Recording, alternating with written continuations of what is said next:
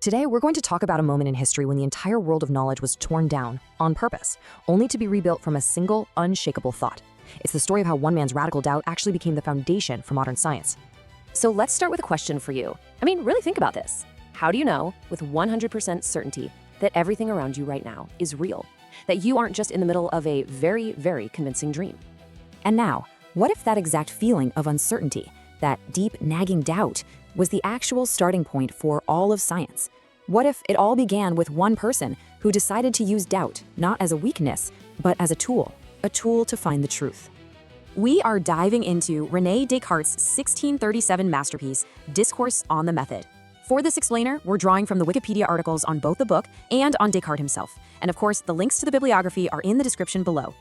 To really get Descartes, you have to picture his world. The early 1700s was a time of, intellectual chaos. For centuries, philosophy and science had been built on tradition and authority, but those old foundations were just starting to crack and crumble. Descartes saw this with total clarity. He described the so-called knowledge of his day as towering and magnificent palaces with no better foundation than sand and mud. It's such a powerful image, right? It really captures why he was so desperate to find some solid bedrock to build on. And the stakes here were unbelievably high. Back in 1619, Descartes had these intense dreams that basically set him on his life's path.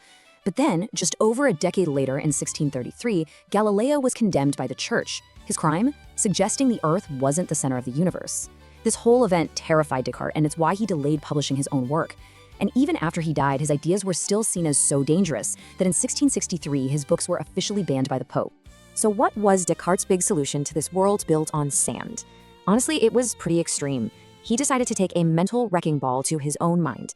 He was going to demolish every single belief he had that could possibly be doubted, and then start over from absolute zero. And to do this, he built himself a toolkit, the method. And what's amazing is how modern this toolkit still feels. First, certainty. Don't accept anything is true unless you know it is, beyond a shadow of a doubt. Second, division. Break down your tough problems into smaller, bite-sized pieces. Third, order. Start with the simplest stuff and work your way up to the complex. And finally, completion. Be so thorough in your review that you know nothing's been missed. This is literally a blueprint for clear thinking that's still relevant today. So, Descartes puts his method into action. He doubts his senses, because hey, they can fool you. He doubts the physical world. It could just be a dream. He even goes so far as to imagine some evil demon whose entire job is to deceive him. So after all that demolition, is there anything left standing? Turns out, yes, one thing. The very act of doubting proved that something was doing the doubting, a thinking thing. He realized that even if he was being deceived about everything else, he couldn't be deceived about his own existence as a thinking being. Je pense, donc je suis. I think, therefore I am. This was it. This was his first principle of philosophy, the solid piece of granite he could finally build on. This whole approach actually has a name in philosophy. It's called foundationalism. The idea is that knowledge is like a building. If you want it to be stable, it needs a rock-solid foundation of basic beliefs that just cannot be doubted. And for Descartes, I think, therefore I am, was that foundation. It's the one truth that survived his wrecking ball. Okay, so how does this very personal discovery end up sparking a revolution in science? Well, once Descartes had his solid starting point, he began to rebuild our understanding of the entire world, not based on old traditions or faith, but on pure reason and mechanics. This led to a massive paradigm shift. Before Descartes, the dominant way of thinking came from Aristotle. It was all about the why of things, their purpose, their final cause. So a rock falls because its purpose is to get closer to the center of the earth. Descartes just swept all that away. His new science was only interested in the how, the mechanical laws that make things happen. The universe wasn't a place full of purpose anymore. It was just a giant, intricate machine. And the results that came from this new way of thinking were just staggering. His method of breaking things down and building up with logic led him to unite algebra and geometry, giving us analytic geometry. You probably know it as the Cartesian coordinate system. His mechanical philosophy became the main scientific worldview for centuries. He even came up with an early version of the law of conservation of momentum. This wasn't just abstract philosophy, it was a brand new engine for scientific discovery.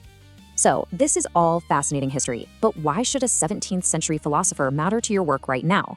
Because his method isn't just a museum piece. It is a powerful, practical toolkit that you can put to use today. Let's make this really practical. 3 key actions. 1. Challenge your assumptions. Before you kick off any new project, find your own sand and mud. Ask, what are we just taking for granted here? What do we know for certain? 2. Divide and conquer. Any big, complex challenge becomes so much more manageable when you break it into its smallest parts. And 3, build systematically. Don't leap to the final answer. Start with what you can prove and build your case up from there, one logical step at a time. So the next time you're facing a really tough problem, try to remember this simple mnemonic: doubt, divide, order, review.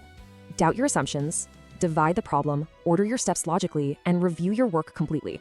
It's a 4-step process for clarity that literally built the modern world, and it just might help you build your next breakthrough. Disclaimer and bibliography in the description.